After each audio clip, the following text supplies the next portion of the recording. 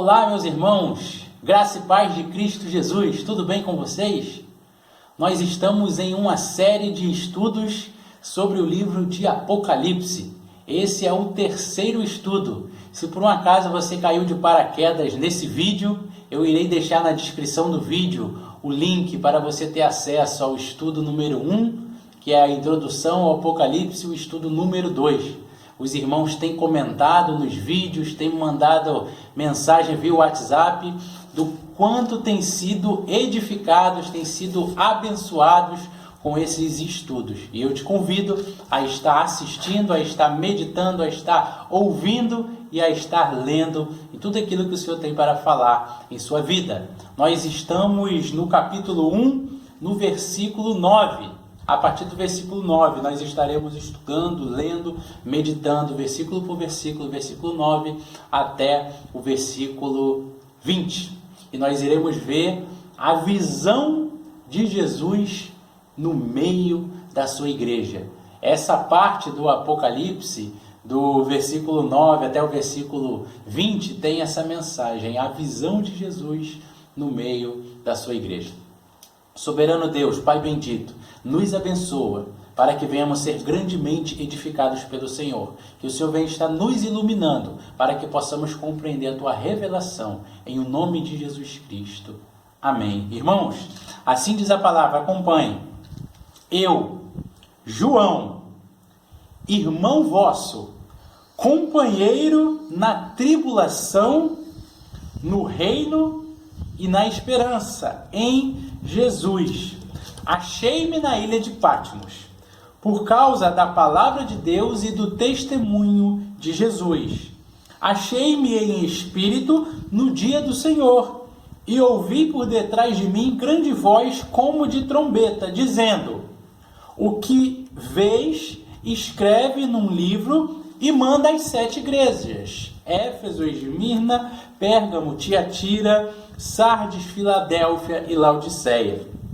Voltei-me para ver quem falava comigo, e voltado vi 7 candeeiros de ouro. E no meio dos 7 candeeiros, um semelhante a filho do homem, com vestes talares, cingido à altura do peito com uma cinta de ouro. E a sua cabeça, cabelos, eram brancos como a alva lã, como a neve. Os olhos eram como chamas de fogo. Os seus pés, semelhante a bronze polido, como que se tivesse sido refinado por uma fornalha. E a sua voz era voz como de muitas águas. Tinha na mão direita 7 estrelas, e da sua boca saía uma espada afiada como uma espada de 2 gumes. O seu rosto brilhava como o sol em sua força. Quando vi, caí aos seus pés como morto. Porém, ele pôs a mão direita, dizendo: não temas, eu sou o primeiro e o último, aquele que vive. Estive morto, porém sou o primeiro e o último. Estou vivo pelo século dos séculos e tenho as chaves da morte e do inferno. Escreve, pois, estas coisas que vistes, as que são e as que irão de acontecer depois destas. Quanto ao mistério das 7 estrelas que vistes na minha mão direita, aos 7 candeeiros de ouro, as 7 estrelas são os anjos das 7 igrejas. E os 7 candeeiros são as 7 igrejas. Irmãos, esse texto é maravilhoso, esse texto é muito glorioso. Essa visão que Jesus tem, que João tem de Jesus, Jesus em meio à sua igreja, Jesus que ele é o dono da igreja, foi Jesus quem fundou a igreja, Jesus quem instituiu a igreja, Jesus quem governa a igreja. É muito arrebatador, é muito grandioso, irmãos, poder ler esse texto sem, através da nossa razão, vir a nos emocionar, nos comover por conta do sacrifício de Cristo e por ver que Ele tem o controle de todas as coisas. Ele é soberano, irmãos.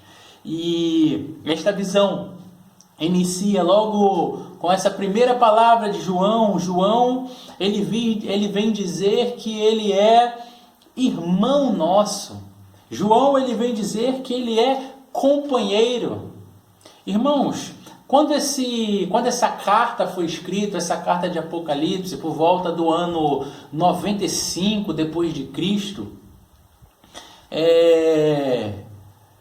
João, ele era a maior autoridade espiritual. João, o apóstolo João, ele era a maior autoridade da igreja. Só existia João vivo. Nenhum outro apóstolo estava vivo. Ele era o único apóstolo que ainda estava vivo. Idoso, mas ainda estava vivo. Não existia autoridade maior do que ele. E como nós aprendemos, irmãos? Como nós aprendemos? Nós vemos por aí, nos dias atuais, irmãos querendo ser maior do que o outro, querendo subjugar o outro irmão, e nós vemos João seguindo o exemplo de Jesus. Você quer ser grande? Humilhe-se a si mesmo, seja o último. Ele mesmo sendo toda essa autoridade, a maior autoridade da igreja no século I, ele diz a nós, cristãos do século 21, 20 anos depois, sejam submissos aos outros, sejam companheiros, sejam amigos. Ele nos chama de irmãos e companheiros. Que ensinamento, irmão, nós temos através da vida do apóstolo João? Ele não se coloca, ele não usa o seu ofício de apóstolo, não se coloca de forma nenhuma como superior, e sim coloca como um irmão, assim ele se coloca como um companheiro. Mas ele é um companheiro na tribulação. O texto diz que ele é um companheiro na tribulação. Ele diz que ele é nosso irmão dentro do reino de Deus. Leia o versículo 9 mais uma vez, se você não conseguiu compreender. Ele é o nosso irmão dentro do reino de Deus. Ele é o nosso companheiro na paciência, na perseverança que as tribulações do Evangelho vêm contra cada um de nós, nos acometem. Então, João, ele vem dizer que ele é nosso companheiro nas perseveranças em Cristo Jesus. Não é à toa que muitas vezes, assim como lá em João 13, 23, Jesus por diversas vezes sempre falava: vem cá, meu discípulo amado. Não é à toa que Jesus chamava ele de amado, porque João, ele é esse discípulo que dava esse grande exemplo, esse grande testemunho. E esse texto, ele continua. João, ele diz que ele estava em uma ilha. E ele diz o nome da ilha, a ilha de Patmos. O nome da ilha, o nome do lugar era Patmos. O que João foi fazer nessa ilha, irmãos? Será que João, ele estava procurando um peixe? Será que João foi pescar? Será que João foi para essa ilha para pegar um bronze? Levou uma água oxigenada para dourar a pele, para pintar os cabelos? O que João foi fazer em Patmos? Será que ele foi curtir? Foi com a família, tirar um sol? Levou seu guarda-sol, sua cabana? O que João foi fazer lá, irmãos? Irmãos, Patmos era uma ilha rochosa. As suas rochas eram muito pontiagudas. Nessa ilha existiam muitas crateras, muitos buracos. O solo não era um bom solo. Era uma ilha muito íngreme. Enfim, irmãos, era uma ilha inabitável. Só iam para lá prisioneiros, presos, A ilha de Patmos era um lugar aonde Roma enviava os seus prisioneiros políticos. Quando queriam se livrar deles, então esses prisioneiros iam para Patmos. E João, ele se encontra nessa ilha. O texto diz que João, ele se encontrava em Patmos por conta da perseguição ao Evangelho, por conta do mártir, por conta do testemunho. Nós estudamos isso em alguns estudos passados, vimos em alguns estudos passados o significado da palavra testemunho, o significado da palavra mártir, que Jesus ele é o mártir. João, ele também foi o mártir. Os cristãos no século I foram mártires. Eles foram martirizados, foram perseguidos. Então, João, ele se encontra preso. João, ele está preso em Patmos e ele tem uma visão grandiosa do Senhor. Então, o texto diz que ele estava em Patmos por causa da palavra de Deus, porque ele pregava a palavra de Deus, porque ele vivia a palavra de Deus e testemunhando de tudo aquilo que ele, como apóstolo, havia visto, havia vivido com Jesus presencialmente. Então, por conta do testemunho de Jesus, esse foi o motivo pelo qual Domiciano, esse imperador que muitos historiadores dizem que era um segundo Nero, muito cruel, um homem muito mau, ele deu essa ordem para que estivesse aprisionando o nosso querido apóstolo João. E existe um historiador, irmãos, Eusébio de Cesareia. Ele é um historiador nascido no século III e ele falou algo, ele relata algo, que quando Domiciano ele deixou de governar e Nerva, esse imperador, ele assume o governo, ele assume o império e ele passa a dar as diretrizes, ele começa a entender que João, não só João, mas muitas leis eram erradas e ele começa a escrever, legislar, e é numa dessas que João, ele volta para sua casa, ele volta a morar em Éfeso e aquilo que tentaram fazer com a palavra de Deus, aquilo que tentaram fazer com o testemunho de Cristo, que é o quê? Recusar, prender, de alguma forma tentar tampar, mas tampar o evangelho, como diz o ditado, tampar o sol com a paneira, né? Então o Senado romano, ele decretou que aqueles que tinham sido expulsos de forma injusta, eles deveriam voltar. Então esse historiador, ele diz que João, ele volta, e ao voltar, a palavra de Deus, ela foi expandida, a palavra de Deus, ela foi testemunhada, a palavra de Deus, os diversos papiros, né, foram encaminhados. Então, dirigidos, né, a missão de Cristo, ela foi cumprida, pois João deveria estar sempre escrevendo aquilo que ele estava vendo, aquilo que ele estava ouvindo. Então, Domiciano, ele tentou fazer algo que era mal, mas aquele mal ele acabou se transformando em bênção de Deus, porque Deus, ele é soberano. Acabou acontecendo algo totalmente oposto. Tanto é que nós estamos aqui com a palavra de Deus em pleno século XXI, anunciando as virtudes daquele que há de vir. Temos vivido o evangelho, temos amado os irmãos, temos pregado e anunciado as boas novas de salvação. Vamos avançar, irmãos. Versículo 10. Achei-me em espírito no dia do Senhor e ouvi por detrás de mim grande voz como de trombeta, que dizia: o que vês, escreve num livro e manda às 7 igrejas. A igreja de Éfeso, Esmirna, Pérgamo, Tiatira, Sardes, Filadélfia e Laodiceia.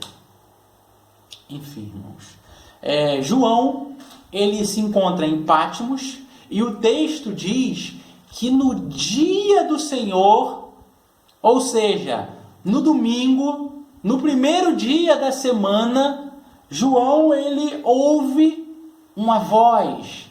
João ele tem uma visão no dia do Senhor.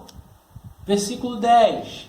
O dia do Senhor é o dia que os discípulos, que a igreja de Cristo Jesus, que os irmãos do século I escolheram para estar se reunindo e dedicando, devotando todo esse dia para o Senhor. O primeiro dia da semana, o domingo. Nós vemos lá no livro de Atos, capítulo 20, versículo 7, a igreja que estava recém-formada, que estava se formando, reunida no primeiro dia da semana, chamado o Dia do Senhor. Jesus Cristo, ele ressuscitou num domingo, no primeiro dia da semana.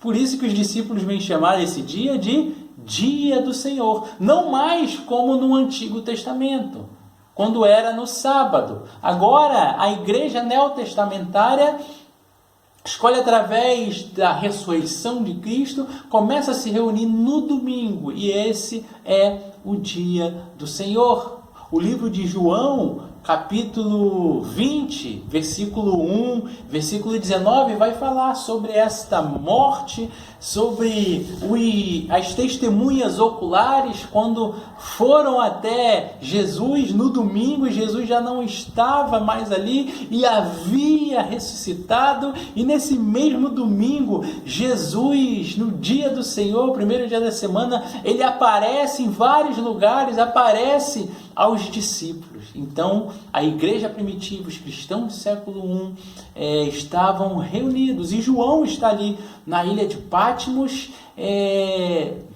refletindo, pensando, esse é o dia do Senhor. Essa visão que João tem é nesse dia onde ele deveria estar reunido com os irmãos. No livro de Atos 20, Paulo estava para ir para uma viagem missionária, mas antes ele estava em comunhão, antes eles estavam partindo pão, antes eles estavam unidos. E João, emocionado e comovido por querer estar na presença do Senhor, querer estar em unidade com a igreja, Deus vem falando com ele e ele se encontra extasiado. João, ele tem uma visão do Senhor, uma visão tão extraordinária. João, ele está extasiado diante da presença de Deus, porque João, ele teve uma visão espiritual. Aquele Cristo que era um homem, agora ele se mostra em seu corpo de glória. E é por isso que logo mais João ele vai descrever tudo aquilo que ele conhece, tentando falar daquilo que ele está vendo. Aquilo que ele vê, ele usa algum símbolo para tentar explicar aquela glória toda que ele está vendo do Senhor. Então ele está tendo uma visão espiritual. O texto diz que ele está em espírito, ele está tendo uma visão espiritual de Jesus glorificado e Jesus em sua glória. E Jesus em sua glória se mostra a João, e João ele vê essa glória do Senhor, mas ele escreve através de símbolos. Então nós vamos ver vários símbolos, fala do bronze, fala do cabelo branco. Então ele começa a descrever o que ele vê, que não é literal, que é simbólico. Nós falamos muito sobre isso no estudo número 1, sobre essa linguagem simbólica que tem o livro de Apocalipse. Então começa, irmãos, a descrição da visão. Primeiro, João diz que ouviu uma voz como de trombeta. Não era uma voz de trombeta, mas era uma voz como de trombeta. No Antigo Testamento, a trombeta ela era usada para chamar o povo de Deus para a guerra, para chamar o povo de Deus. A trombeta simbolizava ali a própria manifestação de Deus, porque o povo de Deus estava indo para a vitória, estava indo porque o Senhor estava chamando. Então ele usa esse símbolo. Ele ouviu a voz do Senhor, o Senhor chamou ele, João, escreve aquilo que eu vou te orientar para a igreja, isso que eu estou te orientando para a igreja. E quando ele escreve, ele imaginando, nossa, aquela voz que eu ouvi. Como é aquela voz? É como de um apito? Não, um apito é muito baixo. Deixa eu pensar em algo maior, que eu conheço. Esse algo maior que ele conhecia, que fazia mais barulho, que ele tenta descrever aquilo que é indescritível, que é a glória de Deus, ele escreve. Não, era uma trombeta, era uma voz estrondosa. Irmãos, uma trombeta é algo estrondoso. Se você ouvir, se você não ouviu, ouça, procure ouvir, bota aí no YouTube. Mas se você ouvir de perto, eu já ouvi inúmeras vezes, uma trombeta tocando perto de você, você vai ver que o seu ouvido ele vai começar a pitar. É algo grandioso. Então, João está diante da presença do Senhor, está diante do Senhor glorificado, e ele ouve essa voz estrondosa. Então, primeiro, João ele vê 7 candeeiros de ouro, versículo 12, ele vê 7 candeeiros de ouro. O candeeiro ele é uma luminária, ele é um instrumento de luz, e eles são de ouro. Ouro mostra a dignidade da igreja. Esse candeeiro nós não temos nenhuma dificuldade de entender, porque no versículo 20, Jesus ele vem descrever, ele vem dizer que os candeeiros, os 7 candeeiros são as 7 igrejas, versículo 20. E os 7 candeeiros são as 7 igrejas. E esses candeeiros, eles são de ouro. Ouro é precioso, ouro é o símbolo de valor. A igreja é valiosa, a igreja é valorosa, a igreja é digna. O ouro mostra a dignidade da igreja. E no meio dos candeeiros de ouro, no meio da igreja, lembra que o tema desse estudo é Jesus em meio à igreja? João ele diz que vê um semelhante a Filho do Homem. No meio dos candeeiros, um semelhante a Filho do Homem. E ele vem descrevendo como que está esse Filho do Homem, como que é a sua aparência, como que é seu cabelo, como que está suas vestes, como que está seu calçado. E ele começa a descrever. E ele vem dizendo que as suas vestes são como talares e cingido à altura do peito com a cinta de ouro. Ele está com a veste talar e no seu peito uma cinta de ouro. O que é uma veste talar? Uma veste talar é uma veste comprida, é uma veste grande que vai do pescoço até os pés. Então, essa visão ela arremete ao Antigo Testamento, a imagem do sacerdote. O sacerdote que usava essa roupa comprida, aqueles objetos, aquelas pedras preciosas em sua vestimenta, na altura do peito. Então ele começa a estar descrevendo o sumo sacerdote. E Jesus Cristo, ele é o nosso sacerdote. É Jesus Cristo quem intercede por nós. A palavra diz que Jesus está à destra de Deus, está à direita de Deus, intercedendo por nós, intercedendo por sua igreja. Então, essa visão extraordinária que Jesus vem contemplar o agraciado João na ilha de Pátimo é algo extraordinário, irmãos, porque Jesus ele está no meio da sua igreja. Nós já falamos em alguns estudos anteriores sobre as igrejas, falaremos posteriormente sobre elas, do versículo 11. Jesus ele está no meio das suas igrejas. É por isso que lá no capítulo 2, no capítulo 3, quando Jesus fala especificamente com a igreja, conosco, ele sempre diz: conheço as tuas obras,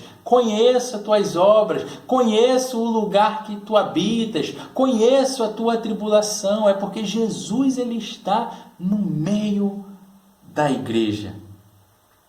E ele vem continuando: a sua cabeça e cabelos eram brancos como a alva lã, como a neve. Ele também vem falar dos cabelos. O cabelo branco, como a alva lã, como a neve, também é uma figura do sumo sacerdote do Antigo Testamento. O cabelo branco, ele traz sabedoria, ele quer mostrar sabedoria. O cabelo branco, ele mostra eternidade. Aquela lá de Daniel, daquela visão de Daniel, em outros estudos nós também falamos sobre a visão de Daniel. Essa aqui é uma visão de Daniel, aquela imagem do sacerdote. Mais uma vez faço questão de ler juntamente com os irmãos, capítulo 7, o versículo 9. Continuei olhando até que foram postos uns tronos, e o ancião de dias se assentou. Sua veste era branca como a neve, e os cabelos da cabeça como a pura lã. O seu trono eram chamas de fogo, e suas rodas eram fogo ardente.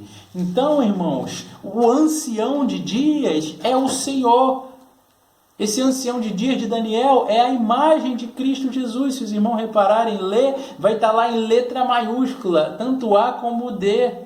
Ancião de dias é uma referência ao Senhor. Essa mesma visão aqui que João está tendo, e não de forma literal, mas de forma simbólica, ele começa a descrever a glória de Deus. Daniel também ele começa a comparar com o que ele conhecia e começa a tentar descrever a glória de Deus. Começa a descrever o Senhor Jesus Cristo.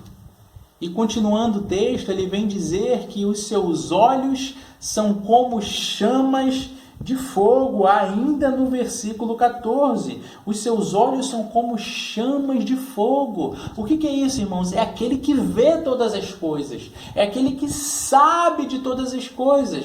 É aquele que conhece a sua, a minha necessidade. E o que é isso? Qual é o nome desse atributo que só Deus possui? É a onisciência. Deus ele é onisciente. Os seus olhos eles são olhos perscrutadores. Quando nós participamos de nossas assembleias, de vez em quando o voto ele é em escrutínio secreto. É assim a visão de Deus, é uma visão que é escrutínea. Ela vê o que está oculto, é o escrutínio, é o secreto, é a onisciência. Assim são os olhos de Deus. Ele nos conhece, ele tem pleno conhecimento de todas as coisas. E glória a Deus por isso. O texto ainda vai falar de sua voz. A sua voz é como voz de muitas águas. João, ele estava em uma ilha. Ele estava na ilha de Patmos. E eu não sei quantos dos irmãos já tiveram o privilégio, eu creio que todos os ouvintes, pelo menos os que são aqui da região dos lagos, já ficaram à beira do mar ou próximo à área rochosa, quando a gente começa a andar ali para as pedras e você ouvir o som das águas batendo nas pedras, né? Eu me lembro uma vez que eu fiquei hospedado em uma ilha com a minha esposa, e essa ilha, havia muitas pedras, né, em volta, e o mar ficava todo o tempo ali batendo nas pedras, e nós ficávamos ali no deck, na varanda, e ouvindo, né, o suar das águas batendo com tanta violência.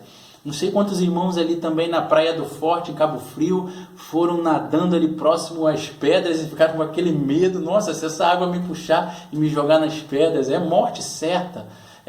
Quem também já entrou em uma caverna, que ouve o barulho das águas, quem já teve essa experiência sabe que é algo estrondoso, irmão. É muito barulho, é assustador, é surreal. Então João, ele estava nesse lugar e ele descreve a voz, como é a voz do Senhor? Deixa eu pensar em algo aqui grande. Nossa, a voz do Senhor é como voz de muitas águas. É a voz desse montaréu de água que nós não temos controle, que o Senhor tem controle, que Ele diz lá no livro de Jó, que Ele coloca limite para que a água do mar não venha invadir a cidade, né? Essa água que está batendo nas pedras, Ele diz, a voz do Senhor é como muitas águas. É algo poderoso, é algo grandioso. Imagina o Senhor te chamando. João, Maria, Lúcia, Adriano, Braz, Fabiana, imagine o Senhor te chamando, você ouvindo a voz de Deus, como isso é grandioso, glorioso, irmãos. Louvado seja o Senhor, a voz do Senhor é como voz de muitas águas. Dando continuidade, tinha na mão direita 7 estrelas. O Senhor tinha na mão direita 7 estrelas. Essas 7 estrelas, irmãos, é a própria igreja, é a própria liderança da igreja, são os pastores da igreja, é o governo da igreja, é a própria igreja, porque a igreja, ela é do Senhor, ela está nas mãos do Senhor, conforme está lá no versículo 20. O texto ainda vem dizer, versículo 16, da sua boca, outro item da visão de João, da sua boca saía uma espada afiada, uma espada como de 2 gumes. E a espada nós sabemos que é a palavra de Deus que vai julgar, a palavra de Deus daqueles que vivem a palavra de Deus, permanecem para sempre, que o mundo e o céu passam, mas aqueles que vivem a palavra permanecem para sempre. E aqueles que vão contra o Senhor, que vão contra a palavra, serão julgados por essa espada de 2 gumes. Essa espada que dá vida, essa espada que traz a justiça, que traz o juízo de Deus, essa espada que ela nunca volta vazia, essa espada que cumpre os seus propósitos. E a espada aqui no livro de Apocalipse, capítulo 19, versículo 15,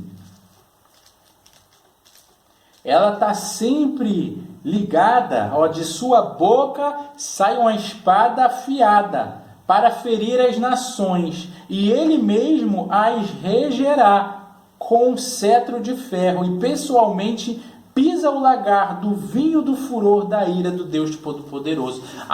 A espada que sai de sua boca em Apocalipse, ela está voltada à ira de Deus, à justiça de Deus sobre aqueles que o rejeitam, sobre aqueles que o abandonam. Então a palavra de Deus, ela vai sempre cumprir os seus propósitos naqueles que querem viver conforme a palavra de Deus. E aqueles que não querem um relacionamento de Deus, eles estão trazendo sobre si como consequência a ira de Deus, que é a pessoa viver conforme suas vontades, essa tristeza que está o mundo indo de mal a pior.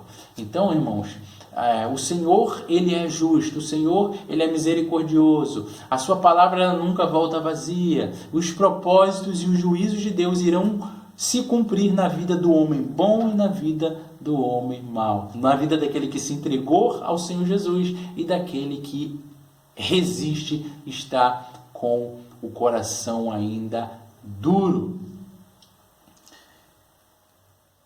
E continuando o texto, o seu rosto brilhava como o sol em sua força. Então o rosto do Senhor, João descreve que o rosto dele brilhava como o sol na sua força. O sol no meio-dia, para nós entendermos, era a glória do Senhor, é a presença do Senhor. Nós temos uma figura dessa, várias figuras, eu citei uma aqui do meu esboço, que é Mateus 17:12, que é a transfiguração, aonde quando os discípulos ali de Jesus veem o Senhor, se dobram, se curva por conta da glória do rosto, né, da presença de Deus. Então nós vamos partir agora para o próximo tópico, que é a visão de Cristo. A visão de Cristo, versículo 17. Quando o vi, caí a seus pés como morto. Porém ele pôs sobre mim a mão direita, dizendo: não temas, eu sou o primeiro e o último, aquele que vive. Estive morto, mas eis que estou vivo pelo século dos séculos, e tenho as chaves da morte e do abismo. Tenho as chaves da morte e do inferno. Então, irmãos, nós somos pecadores. João, quando ele cai aqui, ele não cai aos pés do Senhor para adorar, mas ele cai porque ele é pecador. João, ele está no chão. O homem, ele não pode estar de pé diante da glória, diante da presença de Deus. Então, o homem, ele se precipita. Foi assim com Moisés, lá em Êxodo capítulo 3, quando Deus chama Moisés e manda ele tirar as sandálias de seus pés, porque aquele lugar é uma terra santa, a presença de Deus é santa, então o homem, ele tem que se despir de si, de seus pecados. Moisés, ele tem que se curvar diante da glória de Deus, porque Deus, ele é santo e o homem é pecador. O homem tem que estar diante do Senhor. Em Isaías capítulo 6 também, quando o profeta é chamado para o seu ministério, em Daniel no capítulo 10, ele se dobra diante do Senhor. Ezequiel capítulo 1, Paulo capítulo 9, no caminho de Damasco, lá no livro de Atos. Então nós sempre vemos o homem, ele se dobrando diante do Senhor, ele se dobrando diante da divindade. É porque o homem, ele é pecador e ele não fica em pé diante da glória, diante da presença de Deus. Essa é a incompatibilidade entre Deus e o homem, entre o céu e a terra. Quando nós estamos diante da pureza, quando nós estamos diante da majestade, diante do poder divino, a nossa atitude é de reverência, é de admiração da glória e do poder de Deus. Paulo escreve a Timóteo, lá no capítulo 6, versículo 16, que o Senhor habita na luz inacessível. O Senhor habita na luz inacessível. E ainda aqui nesse versículo 18 e 19 que nós lemos, nós vamos ver 3 declarações de Cristo. Declarações em que Cristo diz que Ele é. Primeiro, Ele diz que Ele é o primeiro e o último, versículo 17. No finalzinho, eu sou o primeiro e o último. Isso também foi dito lá no versículo 8. Eu sou o Alfa e o Ômega, o Senhor Todo-Poderoso. Eu sou o Alfa e o Ômega. O Alfa e o Ômega, nós falamos em outro estudo, são letras do alfabeto grego. É a primeira e a última. Se fosse nossa linguagem, no português, ele iria dizer: eu sou o A e o Z. Eu sou o primeiro e início. Sou eu quem criei. Eu sou antes, eu sou depois, eu sou presente. Então, o Apocalipse, ele é histórico, é um livro histórico. Ele fala do passado, ele fala do atual presente, mas ele também fala de coisas que hão de vir, do futuro. Então Jesus, ele diz: eu sou o primeiro e o último. Jesus, ele mostra a sua divindade. Jesus, ele estava lá no Gênesis: façamos o homem. Jesus, ele é Criador. Jesus, ele é Deus. A segunda declaração é esse Jesus histórico. Ele diz: estou vivo pelo século dos séculos. Eu sou aquele que vive hoje, eu sou aquele que estive morto lá na história no passado, mas eu sou esse que estou vivo pelo século dos séculos. Jesus, ele foi ressuscitado e ele está vivo pelo século dos séculos. Essa segunda declaração de Jesus, ele mostra o Jesus da história e o Jesus ressurreto, que ressurgiu, que ressuscitou e está vivo, e através dele, somente dele, há salvação. E a terceira afirmação, irmãos, a terceira afirmação que Jesus faz aqui no versículo 18 é que ele tem a chave do inferno. Eu possuo a chave da morte e do inferno. Essa terceira afirmação extraordinária que o Senhor Jesus fala para João, irmãos, Jesus está tirando todo o medo, todo o temor, pavor, inconforto que o homem, que o ser humano tem, que é a morte.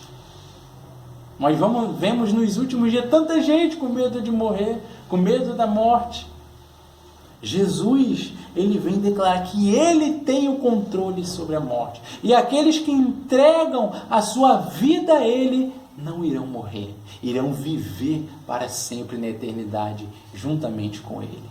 Ou aqueles que não entregam sua vida a ele irão viver a morte, irão morrer, irão viver eternamente no Hades, no inferno, para todo sempre. Será uma morte eterna, sem fim, onde a Bíblia diz que muitos vão querer morrer, mas não vão conseguir morrer, porque a morte já não pertence nem mais ao homem, não pertence mais a Satanás, e sim está no controle do Senhor. Ele tem a chave, ele governa, ele dirige. O texto diz, Jesus ele fala, eu tenho a chave da morte e do inferno. O poder da morte já não está mais com Satanás, o poder da morte está com o Senhor Jesus. Cristo é soberano, Cristo é exaltado, ele tem a chave, ele é a autoridade. Quem tem a chave tem poder, quem tem a chave abre e fecha. Ele é quem tem o poder para abrir e para fechar. Lá no capítulo 3, no versículo 7, diz que Jesus tem a chave de Davi. Jesus ele tem a chave do céu e ele mesmo é a porta. Ele tem o controle, ele é o alfa e o ômega, ele inicia e ele termina. Todas as coisas estão debaixo de suas mãos, é ele quem governa. Louvado seja Deus por isso. E vamos dar continuidade ao nosso estudo, irmãos. Estamos nos aproximando do fim. E os irmãos podem dizer, que pena, já está acabando. Versículo 19, falta 19 e 20, irmãos. Versículo 19. Escreve, pois, as coisas que viste, e as coisas que são, e as coisas que hão de acontecer depois destas. Escreve as coisas que viste. No passado recente, essa visão que João acaba de ter, essa visão de Jesus em sua glória. Escreve essas coisas que viste. Escreve as coisas que são. A mensagem, a visão que eu estou te dando, a visão que eu estou te dando. Ali no capítulo 2, no capítulo 3, nós vamos ver essa visão no presente também. Não só no passado, mas no presente. Orientações para a igreja, para o presente de João. E também para o nosso presente, a igreja do século 21. E as coisas que hão de acontecer depois dessa. Então, ele também vem falar do futuro. A partir do capítulo 4, nós vamos ver várias visões do futuro, algumas do passado, algumas do presente, como, por exemplo, Jesus, ele veio ao mundo, ele nasceu, ele deu a sua vida, ele ressuscitou, algo do passado, instruções para a igreja no futuro, mas nós vemos que existe algo do futuro. Jesus ainda não veio para arrebatar a sua igreja, para levar a sua igreja. Então também há mensagens para o futuro, mensagens que hão de acontecer. Então aqui, mais uma vez, Jesus, ele comissiona João. Ele diz, escreve novamente. No versículo 11, nós vimos em outro estudo que nós vimos que o Senhor diz, escreve, o que você está vendo, escreve. E aqui no versículo 19, novamente ele vem dizer, escreve, escreve, escreve. Então, novamente, o Senhor, ele reafirma esse comissionamento que ele tem com João, para ele escrever tudo isso, toda essa visão que ele está tendo. E no último versículo, no versículo 20, nós estaremos lendo e estaremos assim concluindo o capítulo 1, o estudo de todo o capítulo 1. Levamos aí um pouco mais de 2 horas, alguns estudos, no total deu algumas horas para nós estarmos concluindo o capítulo 1 do livro de Apocalipse. Quanto ao mistério das 7 estrelas que viste na minha mão direita e os 7 candeeiros, ele vem e explica. Para alguns esse aqui é o versículo mais fácil do capítulo 1, essa questão de símbolos e visões, interpretações, e para outros é o mais difícil, né?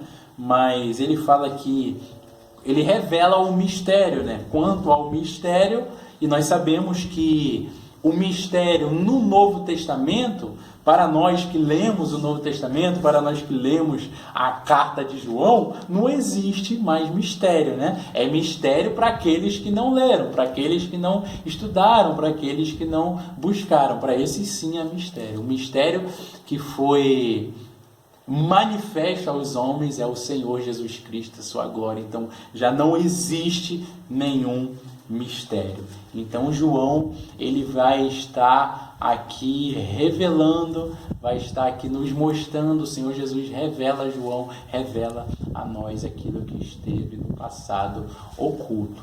Então ele fala dos 7 candeeiros de ouro, e ele diz que os 7 candeeiros de ouro são as 7 igrejas.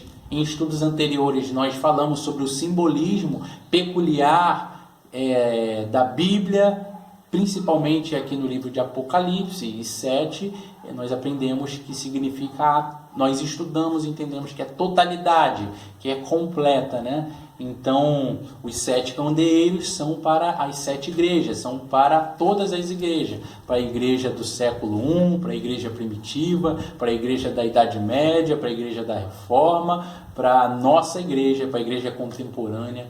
Então, o livro de Apocalipse é para a igreja do Senhor Jesus Cristo, de todas as eras, de todas as épocas.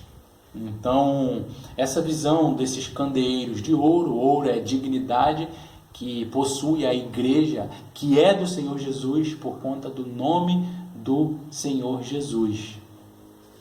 E a segunda parte desse versículo fala sobre as 7 estrelas, são os anjos das 7 igrejas. As 7 estrelas, aquela lá do versículo 16, são os anjos das 7 igrejas. Então eu quero aqui abrir um parêntese e fazer uma observação em que anjo, nós vemos lá em Hebreus capítulo 1, que anjos são espíritos ministradores. Os anjos de Deus estão ao serviço dos santos. Enfim, a palavra anjo, ela significa enviado, ela significa mensageiro.